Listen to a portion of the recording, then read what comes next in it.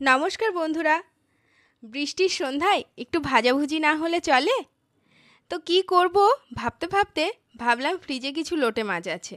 তো চলো আজকে লোটে মাছের ফিশ ফ্রাই করে ফেলি।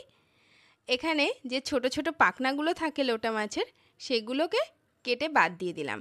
তারপরে মাঝখান থেকে এইভাবে কাঁচির সাহায্যে আমরা কেটে নেব।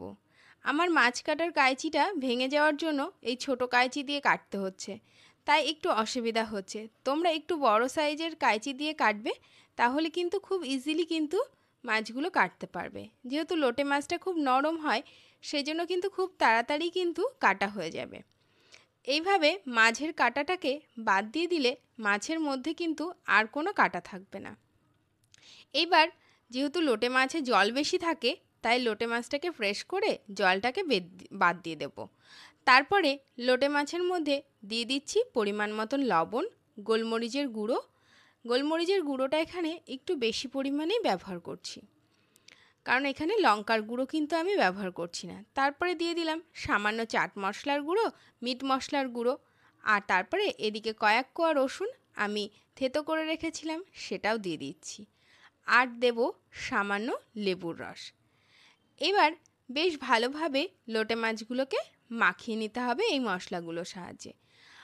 এখানে কিন্তু রসুনটা বাটাও দেওয়া যায়, তবে রসুনের এই যে থেতো অংশগুলো মাঝে মাঝে মুখে পড়বে, তাতে কিন্তু টেস্টটা আরও বেশি ভালো লাগবে।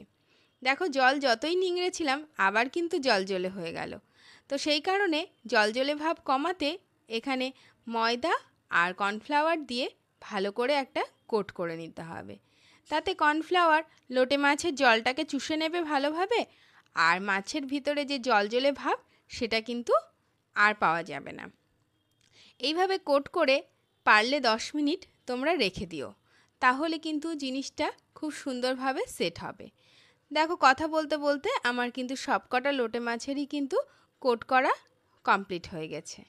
এবার এখানে যে কোট করার পরে ময়দা আর কর্নফ্লাওয়ারটা ছিল সেটুকু নিয়ে নিয়েছি, আর সামান্য পরিমাণে বেসন, জিরে আদা বাটা, লঙ্কা বাটা আর পরিমাণ মতন একটু লবণ দিয়ে একটা পাতলা ব্যাটার তৈরি করব। পাতলা এই কারণে করব কারণ এরপরে কিন্তু আবার ব্রেড ক্রাম্বসের মধ্যে কিন্তু মাছগুলো কোট হবে। এর পরের পর্যায়েও কিন্তু আমি দুবার কোট করব। এদিকে আমার ব্যাটারটা তৈরি করা হয়ে গেছে। মাছটাকে এই ব্যাটারের মধ্যে ডুবিয়ে ব্রেড ক্রাম্বসের মধ্যে দেব। তারপরে বেশ ভালোভাবে প্রেস করে করে কিন্তু আমরা এই ব্রেড ক্রাম্বসটাকে এর সঙ্গে সেট করব। যেহেতু আগেই বললাম এটা ডবল কোট করব, সেজন্য আবার একবার ব্যাটারের মধ্যে দিয়ে তারপরে আবার প্রেস করে নেব। তো বন্ধুরা, এই কাজটা করতে করতে তোমাদের কাছে একটা অনুরোধ জানাই। আমার চ্যানেলের বিভিন্ন রেসিপি বা বিভিন্ন ভিডিও তোমাদের কেমন লাগছে অবশ্যই জানিও কমেন্ট বক্সে, আর লাইক শেয়ার কমেন্ট করতে ভুলো না। আর যারা নতুন এসেছো আমার চ্যানেলে, তারা অবশ্যই ভালো লাগলে সাবস্ক্রাইব করে পাশে থেকো, আর পাশে থাকা বেল আইকনটি প্রেস করতে ভুলো না, তাহলে যে কোনো নোটিফিকেশন তোমাদের কাছে সবার আগে পৌঁছে যাবে।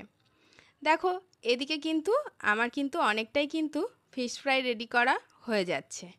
তো চলো এবার আমরা তেলটাকেও কিন্তু গরম করতে বসিয়ে দেব, না হলে কিন্তু অনেকটা সময় বেশি লেগে যাবে।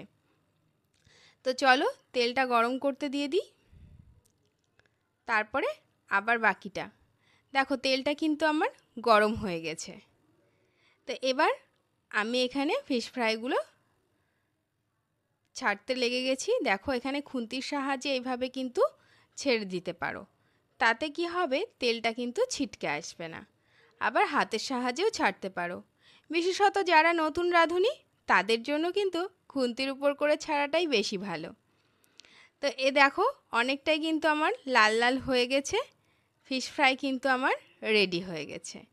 কত কম সময়ে হয়ে গেল লোটে মাছের ফিশ ফ্রাই।